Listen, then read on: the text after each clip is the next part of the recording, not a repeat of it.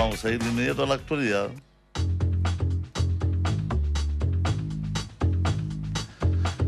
El INDH expresa extrema preocupación luego de quedar con 1.000 pesos en tramitación de presupuesto 2025 en la Cámara de Diputados. La discusión del presupuesto 2025 en la Cámara de Diputados, que finalmente fue despachado al Senado el viernes, dejó varios puntos que desde el Ejecutivo buscarán reponer y volver a debatir en la Cámara Alta. Entre ellos el presupuesto para el Instituto Nacional de Derechos Humanos, que finalmente fue despachado como salió desde la Comisión Mixta con solo 1.000 pesos. Esta situación fue criticada por la directora del INDH, Consuelo Contreras, quien manifestó su, comilla, extrema preocupación luego de enterarse que desde el mismo Ejecutivo se había decidido no ingresar una indicación para reponer estos fondos, con el argumento de que sería más factible discutirlo en el Senado. Vamos a conversar de este tema precisamente con un senador, presidente de la Comisión Especial Mixta de Presupuesto, el senador Felipe Kast. ¿Cómo está, senador? Muy buenas tardes, Julio César. ¿Cómo está usted? Bien, pues, un gusto. Senador, bueno, hay varios ítems, ¿eh? Primero para tocarlo general, con 1.000 pesos. ¿Qué es lo que se pretende buscar acá? Una conversación más amplia, poner en la agenda de que hay insatisfacción con estas instituciones o con estas partidas. ¿Cómo se lo podríamos contar a la gente, senador, en fácil? Bueno, fácil decirles que en el fondo muchas veces cuando hay una gestión que se cuestiona, que se siente que los recursos se están gastando en forma inadecuada, muchas veces se hace este tipo de gestos para que en la última instancia, que es la Comisión Mixta, el gobierno se comprometa a realizar mejoras de transparencia, de recursos humanos. Por ejemplo, ha pasado mucho con temas viáticos, lo mismo pasó ahora con la Agencia Nacional de Inteligencia, que vimos que fue utilizada desgraciadamente de muy mala manera en el caso Monsalve. Efectivamente se queda sin recursos. No es para que la dejemos sin, sino es para que el gobierno nos diga en esta última instancia. De hecho, hoy día ya comenzamos, ahora estamos comenzando en el Senado la etapa preliminar, para que efectivamente tengamos, en el caso de la Agencia Nacional de Inteligencia, en el caso del Plan contra el Narcotráfico, propuestas más concretas. Hoy día vemos a diario cómo tenemos asesinatos a plena luz del día, cómo tenemos, desgraciadamente, una situación muy descontrolada, y la única instancia que tenemos como Congreso con el Ejecutivo de poder dialogar, de poder conversar, de generar acuerdos, porque además, afortunadamente en este presupuesto con Mario Marcel llegamos a un acuerdo importante, por ejemplo, en el caso de la deuda pública, que era un tema que lo tenía muy complicado, y Mario Marcel se comprometió a reducir en $600 millones el presupuesto que tenían para el 2025, porque lo que nos estaba pasando, Julio César, como en cualquier familia, que los intereses que estamos pagando como país son ya más de $3.000 millones al año. Entonces, solamente el interés. Y cuando tú, como en cualquier familia, acumulas deuda, lo que te pasa al año siguiente es que tus ingresos del año tenés que destinarlo a pagar los intereses y no al gasto social. Entonces creo que ahí Mario Marcel actuó de buena manera, de darse cuenta de que teníamos que volver a un equilibrio, porque si seguíamos todos los años con déficit, claramente al final los pocos ingresos que tengamos cada año se nos van a ir, muchos de ellos pagando simplemente intereses y no a la gente. Claro. Bueno, hay un punto que mucha gente no entiende. Estos presupuestos de 1.000 pesos significa que este instituto tendría que desaparecer. O sea, claramente, si finalmente se aprobaran los 1.000 pesos, podrían haber reasignaciones dentro del mismo gobierno. O sea, para poder desaparecer una institución tienes que hacerlo por ley. Por lo tanto, no es que desaparezca. Pero lo que es más importante a quienes nos escuchan, que tal vez no entienden toda esta dinámica, es que probablemente el instituto no se va a quedar con 1.000 pesos. Es muy difícil que eso ocurra. Lo que ocurre es que tú, de todas las partidas que son, imagínate que había 1.200 indicaciones distintas que se votaron.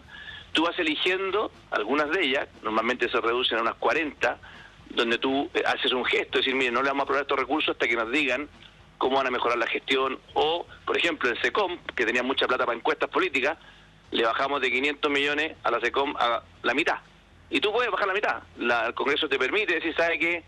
Si usted se dedica a hacer muchas encuestas políticas, porque además tú puedes verificar en qué se gastaron la plata este año. Este año se inyectaron más de 1.000 millones de pesos a la SECOM justamente porque el año pasado en el presupuesto se había reducido y desgraciadamente hicieron una reasignación interna y en la SECOM, en la CGGOV, inyectaron esas platas para encuestas políticas. Esas cosas no las queremos aceptar y son parte del diálogo que estamos teniendo con Mario Marcel y del protocolo que esperamos firmar al final de probablemente esta semana.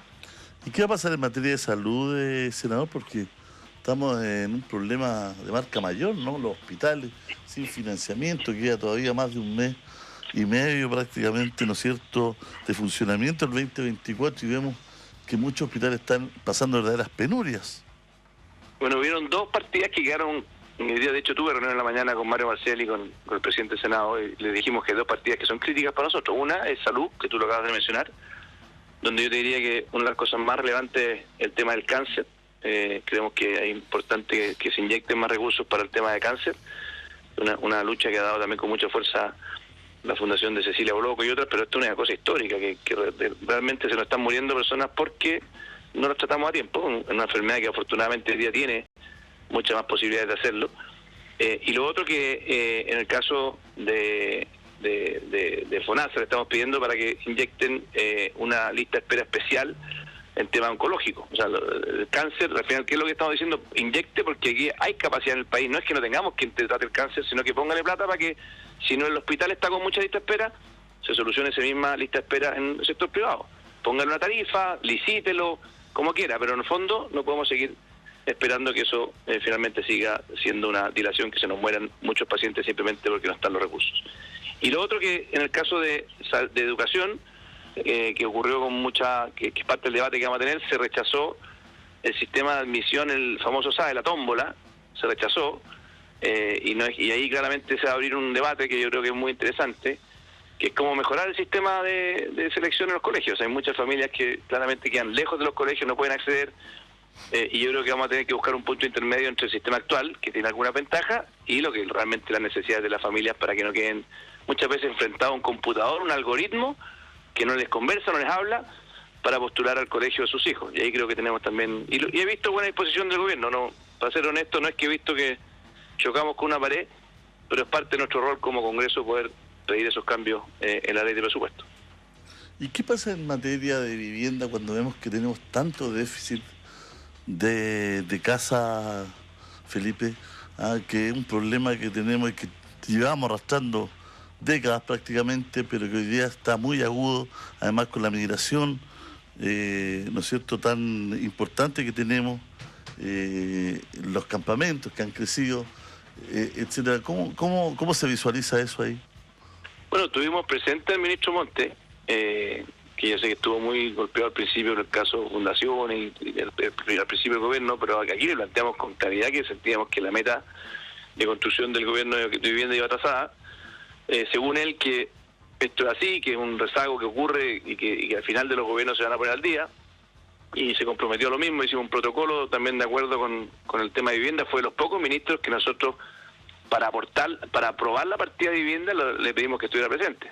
En otros casos está solamente la directora de presupuesto, está el ministro Marcel, pero en el caso de vivienda, que además, Julio César, Chile tiene las cosas más potentes y relevantes. Yo encuentro que tenemos un subsidio de vivienda propia. Claro. Que es muy potente, y otros países no lo tienen y a veces no lo valoramos, pero es fundamental porque al final también te permite sentirte que eres propietario de tu casa, de que tenés una proyección en el país, te sentís parte del país. Yo, para mí, de los mejores subsidios que tenemos es la vivienda propia. No genera ningún incentivo perverso a no trabajar, al contrario, la gente las mejora, y obviamente tiene que ir de la mano con seguridad en el barrio para que efectivamente esas familias puedan vivir en un ecosistema, en un ambiente de dignidad. Pero yo, por lo menos, el subsidio de vivienda, algunos que querían eliminarlo, el de la vivienda propia y moverse a subsidios de arriendo, yo no comparto eso, porque creo que la transferencia de una vivienda propia a una familia genera una cantidad de beneficios sociales tremendos, e incluso de distribución del patrimonio en Chile. Hablamos mucho que somos un país desigual, pero si hay un subsidio que cambia la distribución en Chile del patrimonio, de la desigualdad, que genera más igualdad, es la casa propia, y eso creo que no la podemos perder. Claro, ahí hay un tema que hay que seguir estimulando. El problema es que es tanta la necesidad que hay. Y ahí, bueno, lo que sí se rechazó el tema del programa campamento, porque hay un cuestionamiento se rechazó por ahora, no es que se haya rechazado, por todo el tema migrante, en el fondo, cómo hacerse cargo de que efectivamente los inmigrantes vivan en un proceso de donde no se salten la fila. O sea, en el fondo, creo que hay lo que pidió el Congreso en esta materia, del tema campamento, es que no tengamos una situación donde haya un saltamiento de la fila, pero que se hagan cargo también de que los campamentos no se pueden perpetuar.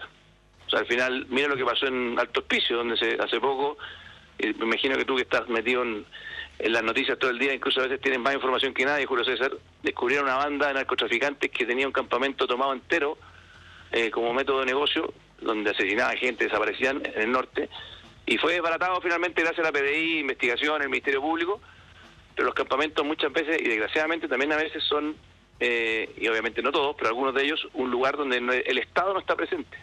Y cuando el Estado no está presente, no solamente tienen las familias más pobres, más vulnerables, sino que también tienen las familias que muchas veces son abusadas por estas mafias. Y creo que instituciones como Techo para Chile tenemos que potenciarlas porque son justamente las que ayudan a que los campamentos finalmente sean un vehículo de poder también erradicar la pobreza cuando tú lo enfrentas con políticas públicas de vivienda serias. Y creo que Techo para Chile sigue siendo una institución que, ¿te acuerdas que era el sueño era el 2020 sin campamento? Ese sueño finalmente quedó completamente en nada. Hoy día los campamentos se dispararon y claramente creo que hay la política de vivienda como un todo, como un sistema, donde también tú un campamento cuando lo erradicas pongas una plaza en su lugar y no lo dejes que se vuelva a llenar, que vuelvan a aparecer desgraciadamente muchas veces como una puerta giratoria, un negocio detrás de los campamentos que desgraciadamente estas mafias lo han ocupado en forma muy indiscriminada. Volviendo a la educación, hay un rechazo más o menos generalizado de los SLEP, que son los servicios locales de educación. ¿Por qué están en entredicho, senador? Bueno, claramente ahí la gran preocupación es que funcionen bien. La apuesta de quitarle a los municipios para entregárselo a estos organismos públicos más grandes es una apuesta que claramente no ha sido del todo bien evaluada. De hecho, en la Araucanía tenemos un SLEP que no ha funcionado del todo bien. Entonces, básicamente lo que se le está proponiendo al gobierno y al ministro de Educación, Cataldo, es que la cantidad de SLEP nuevos que vayan ingresando, ingresen cuando estén listos de verdad. Y no que simplemente el cronograma se acelere. Entonces yo te diría que, y aquí que también los municipios tengan algo que decir, porque de repente tenía un municipio que está funcionando muy bien su educación, y dice, mire, no me lo quieren todavía, estamos funcionando bien, y otro que tal vez tiene las cobas en la educación en su municipio, y hay que quitárselo y pasárselo al SLEP. Entonces esos son debates que se aprovechan de tener el Congreso, y sin lugar a dudas creo que vamos a llegar a un acuerdo en materia de educación que es muy sensible. Sí, claro, bueno. Hay varias partidas que son bien sensibles, hay varias partidas que son complejas y que se necesita una discusión mayor en el Senado. Me imagino que el ánimo del Senado siempre es tratar de, ya se hizo el punto político en la Cámara de Diputados, es tratar de llegar a acuerdos, ¿no? Sobre todo estas partidas. Y en algunas cosas tal vez no, por ejemplo, si es que hay algún estudiante que haya sido sancionado por violencia, en violencia real y que sea condenado por la justicia, que no tenga acceso a la gratuidad de la educación superior, ahí tenemos una diferencia con ciertas partes del gobierno que creen que tienen que tener derecho a la gratuidad igual, y nosotros ahí se aprobó una glosa en educación que lo prohibía, pero en general hay acuerdo. Yo diría que no es la tónica en el Senado, no es pelear por pelear, es simplemente aprovechar esta discusión de presupuesto para poder pedir mejora. Y yo creo que a mí me tocó por lo menos presidir la comisión mixta y llegamos a un acuerdo inédito. Muy pocas veces había ocurrido que uno le dijera al ministro de Hacienda, oiga, ¿sabe qué? El Consejo Fiscal Autónomo está diciendo que sus ingresos del próximo año están sobreestimados, bajémoslo. Y yo valoro que Marcela haya hecho el esfuerzo, si sabe que tienen razón, este año me parece que también subestimamos el crecimiento, próximo año bajemos los 600 millones de dólares, apretemos el cinturón, seamos responsables. Y esto no es de izquierda a derecha, si es que seamos responsables con las finanzas públicas, nos permite que el día de mañana no terminemos ocupando los pocos recursos que tenemos en pagar intereses. Si los que te prestan plata son draconianos para cobrarte los intereses. Entonces algunos decían, no, esto es una derrota del ministro Marcel, el que haya tenido que apretarse el cinturón y bajar 600 millones de dólares en el acuerdo que hizo con la oposición, con nosotros. Y yo la verdad que digo, no, si el ministro de Hacienda tiene que cuadrar para que efectivamente su legado sea decir, Chile, a diferencia de otros países que se gastan lo que no tienen, Chile es un país serio. Hay que priorizar, pero no podemos gastar como en cualquier casa, como en cualquier familia. Si uno genera 100 y te gastáis 120 y tenía una deuda todos los años de 20 adicional, al final el compadre que te prestó la plata para pagar esos 20 te la va a venir a cobrar. Si este es un juego repetido. Y esa seriedad, yo la valoro de Marcel, que no haya escuchado, que haya llegado a un acuerdo, y el Partido Comunista lo criticó diciendo que cómo era posible. Yo creo que en esta materia, y afortunadamente todo el resto de la izquierda, se dio cuenta de que el ser serio en materia fiscal no tiene que ser una cosa de izquierda o derecha. Si tenemos que ser todos de acuerdo en esto. Es como la seguridad. La seguridad no puede ser solamente una preocupación de la derecha, tiene que ser de todo. Y afortunadamente eso está empezando a ocurrir, de que hay ciertos temas, como las relaciones internacionales, que ya son transversales. Y eso creo que es una riqueza que tenemos que tener como país, y en vez de criticarnos uno a otro, transformarlo en cosas con sentido común nomás, si no es más complejo que eso. ¿Y tenemos de dónde sacar más plata? La única forma que tenemos de sacar más plata es tratando de que efectivamente volvamos a crecer, de que en vez de espantar a los inversionistas que se nos vayan, y a los súper ricos que vengan a Chile, ojalá que tengamos lleno de súper ricos de todas partes del mundo que vengan a invertir a Chile, cosa que el día de mañana los sueldos suban, el valor escaso no sea el capital, que el capital sobre, y que lo que les cueste a ellos es conseguir gente, que la gente pueda efectivamente emprender. Hoy día, después de 2 años donde la inflación se nos fue a las nubes, claramente el endeudarse a una casa se puso mucho más costoso, y porque el capital se fue. Si cuando hay abundancia de capital, Julio César, las tasas bajan, la gente se puede endeudar, y puede endeudarse a las tasas bajas. Incluso alguien puede, cuando estaban las tasas bajas, mucha gente ponía un pie, tomaba un crédito hipotecario y se pagaba con el propio arriendo, se pagaba ese crédito hipotecario y se hacía de un departamento solo. Cuando tenéis las tasas altas, el problema está que el arriendo no te alcanza a pagar el dividendo. Y ahí tiene un problema, y es justamente lo que tenemos que revertir. Senador, muchas gracias. Un abrazo. Gracias a usted, Julio César. Que tenga buen día. Muchas gracias. Hacemos un altito, pero volvemos de inmediato, que podría ser peor.